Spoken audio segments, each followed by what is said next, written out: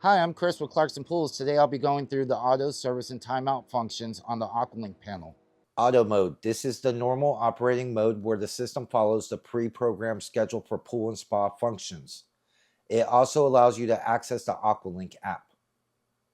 Service mode. This mode allows for manual control of all pool and spa equipment. You can turn on pumps, valves, and other devices on and off as needed, overriding the automatic schedule. Timeout mode. This mode is a type of service mode that is set for a limited time. It allows for manual control like service mode, but will automatically return to auto mode after 3 hours.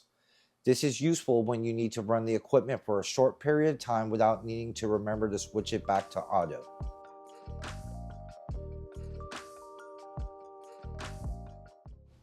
Auto service button. This button on the AquaLink RS panel, typically on the left side, acts as a toggle for switching between different operational modes.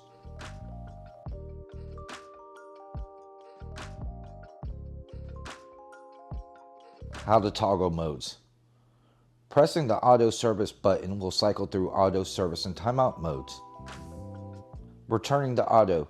To return to auto mode, you'll need to press the auto service button again to cycle back to auto, or simply wait for the timeout mode to complete and revert automatically.